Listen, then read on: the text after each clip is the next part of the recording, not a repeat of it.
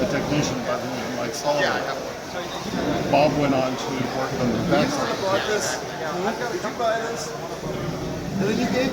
So, newly minted out of college, I basically joined the group, and we started basically trying to make this machine work. Eventually, they put it into production in Puerto Rico. Were you around Maynard or in the Boston area when? I was in Maynard. Maynard had this. I was in this apartment complex that was across from the city dump. And at the end of the day, you'd get home and there were flies that would somehow get into the apartment. And the water that came out of the water system in Maynard would end up coating the inside of your tub blue. Because of copper sulfate, I never knew for sure.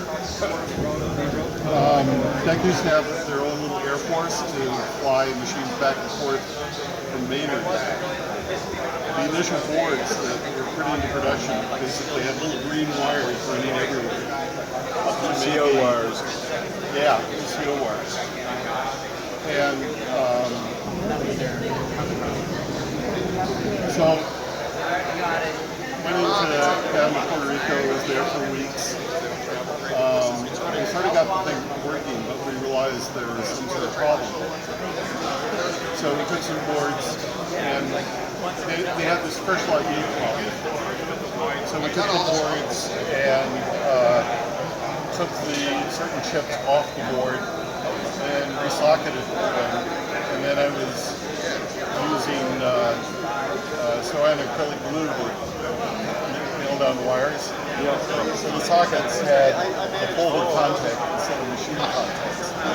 So I basically spent all this time and effort and trashed two boards. But eventually we figured out there was a problem with some ALU chips and some registry chips. Redesigned it, fresh light yield went up to probably about 90%. Eventually it was redesigned to add an FP11A floating point. Floating point basically started out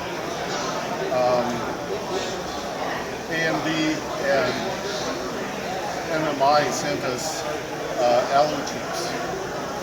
And they were so new, the tops were on. They were held in with Scotch tape. Yeah. So I built a simulator to figure out how fast the chips would be, and we ended up deciding to use AMD,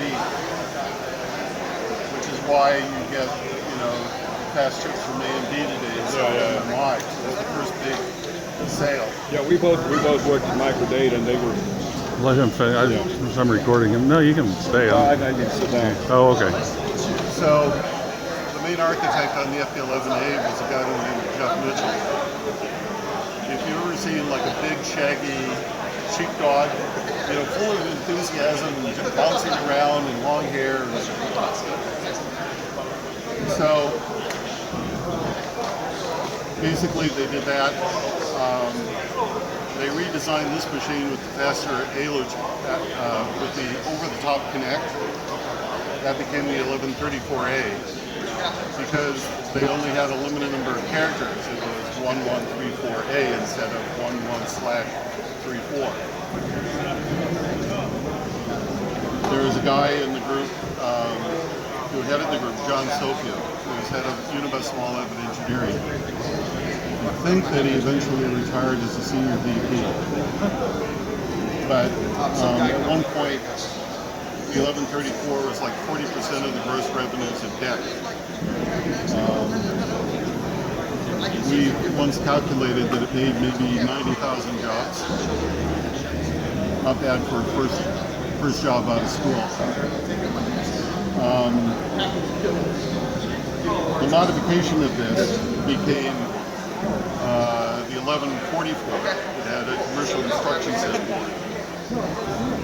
It turns out it's used in the ground station that's used used for the whatever spacecraft has been flown the farthest from the Earth. Voyagers. Or the Pioneer. No, it's got to be Voyager. Pioneer So, was too early. A couple years ago, they started having problems with it. It was too much work to redo the software because it was some guy's part-time, retirement job. So they found a company in Seattle that did an FPGA version of the 1144 in a PC chassis. So they plugged it in, turned the software on, it worked perfectly. And they're still receiving and processing data to this day. The 1144 itself, they discovered afterwards the problem was not with the computer, it was with the power supply for the computer. The guy who did a lot of the mechanical design and stuff is a guy by the name of Jeff Potter. And his brother was actually the person who built the first Ethernet boards for DEC. They were like $6,000 a pop at that point.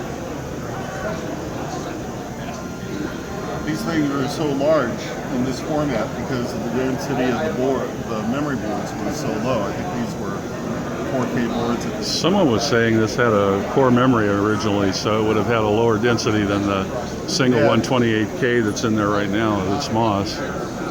It turns out the original ones were core memory, and then they went to 4K and then 16K memory cards. Now, what was your name again? Because I just missed the very first part. My name is David Moberly. The front panel on here, this connected up to a board inside called the KY11B. And, this whole thing with the keypads was pretty new at the time. Pavel wandered by and mentioned there's an 8008 apparently on the board. So It was. it would have been quite a contraption to figure out how to program all that. Yeah.